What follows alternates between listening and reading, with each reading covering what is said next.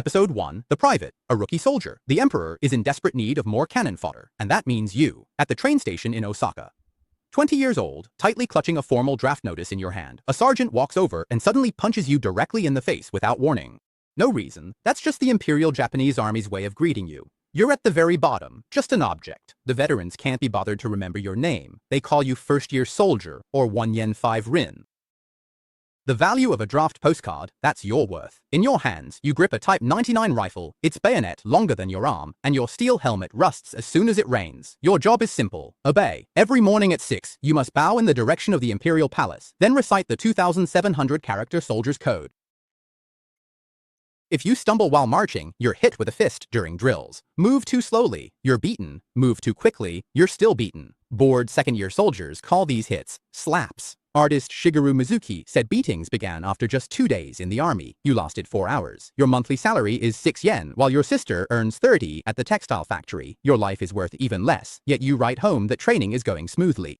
You didn't mention a word about your injuries in your letter. The first place you were sent was Guadalcanal. The Navy said, 3 weeks. Half the island is jungle, the other half is occupied by US Marines. The supply ship sank. First one, then the second, then the third. You ate grass, gnawed on tree bark, drank water from puddles filled with corpses. Out of 31,400 men sent, 19,200 died, most of them from starvation. Your own people forgot about you and didn't send any supplies, but you survived, and that made you somewhat useful. Private, then private first class, then first class again. Half a year passed just like that. You got promoted, your monthly salary increased to 9 yen. By the second year, you were finally no longer a rookie. Now it was your turn to hit others. A new recruit from the North Sea, trembling at 19 years old, you raised your fist and punched him in the face, exactly the same way they used to beat you. You didn't enjoy any of it, but you didn't stop. That's just how the system worked. Violence is passed down. Generals slap senior officers, who then slap their juniors. Hideki Tojo even slapped a subordinate in a meeting. This anger flows down until it hits the newest private. How do you rise from that? You can't complain that you survived. Your second lieutenant points at a machine gun position, you charge forward, 3 people beside you fall, but you keep running. You dive behind a sandbag, you stab 2 American soldiers to death with your bayonet, and you walk back alone. It's just that simple. Third-class superior private. Wu Chang, 23 years old, 2 stripes. You have 13 men under your command, all kids from fishing villages who only touched a gun for the first time last month. Your job is to squeeze every last bit of value out of them before they die. You teach them how to dig trenches, how to maintain their weapons in the dampness that can rot iron, and how to die without making a sound. Your monthly salary is 15 yen. Your father made more than that selling fish, but your father didn't have to dodge bullets.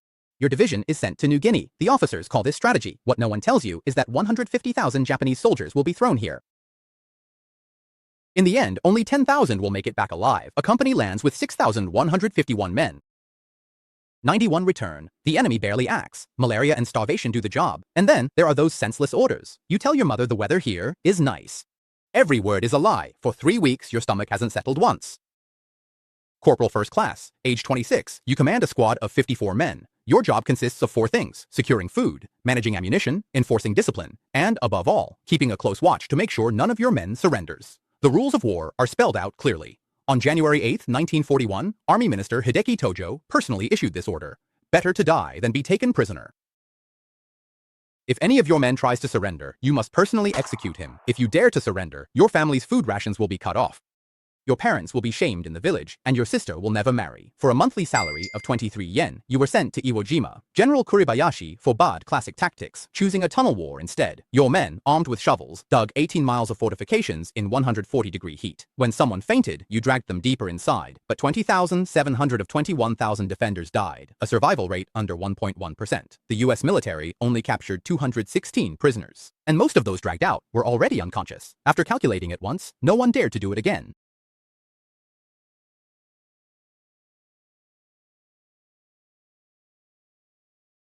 Episode 5, 6th level rank. You're stuck in the middle. Enlisted men see an officer, while officers treat you as enlisted. You climbed up from a regular soldier, so you know the Army's limits better than anyone. You earn 40 yen a month in a technical post or a communications soldier.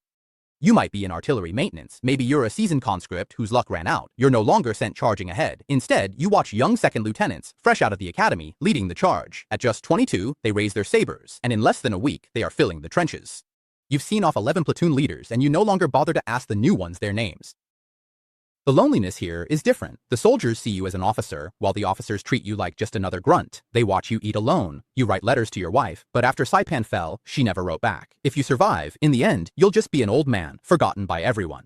If you die, your name will end up on a list that no one ever looks at. 6th class probationary second lieutenant, you graduated from the Army Officer Academy after 4 years and 8 months of training. You wear a sword not because it's useful, but to mark your status as a warrior. You earn a monthly salary of 70 yen, have an orderly to polish your boots, eat better than the soldiers, and sleep in a tent while they sleep in the mud. But your duty is to go first. You stand at the very front, raise your sword, and shout. Your sword is 3 feet long. Once you're on the battlefield, your life is counted by the week, not by the month. Counted by the week. The military headquarters knows this all too well. The military academy is always running at full capacity. As for second lieutenants, if one dies, there's always another to take his place. The academy never runs out of people. 7th class, Tai David.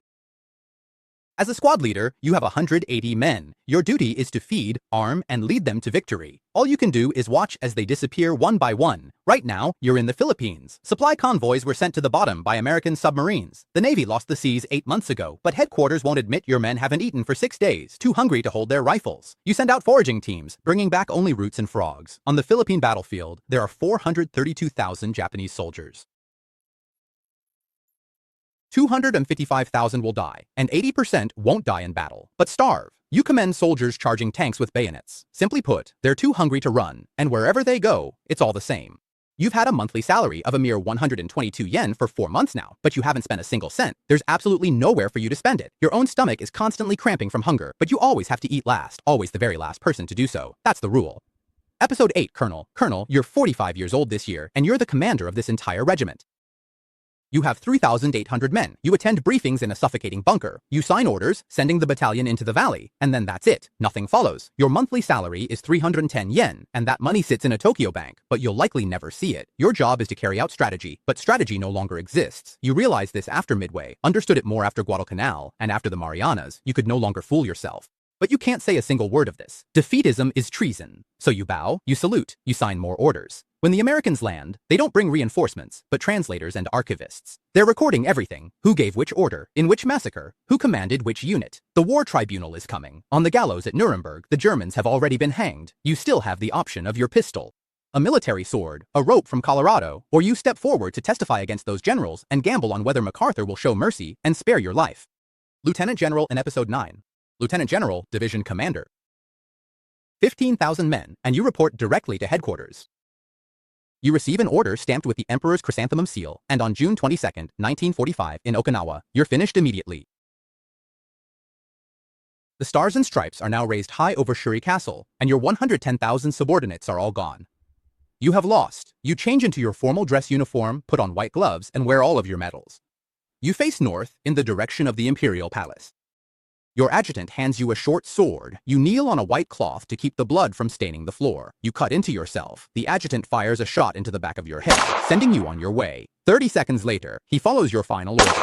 Colonel Yada must survive. Someone has to return to Tokyo to clearly explain what happened here. Someone must survive to go back and tell Tokyo what happened here. A dozen or so marshals. The rank of marshal is not something you get promoted to. It is a title personally bestowed by the emperor. Looking back through history, only 17 people have ever received this title. You are a symbol of imperial power in action, but symbols can't stop the B-29s. On September 12th, Marshal Sugiyama shot himself, and his wife followed closely behind with a knife. Marshal Shunroku Hata spent 20 years in Sugamo prison. The Imperial Japanese Army was disbanded, and the military flag burned. The ashes of 2.3 million people are still there to this day. Among these people, the vast majority did not die in battle. They died of starvation, disease, or from those unreasonable orders.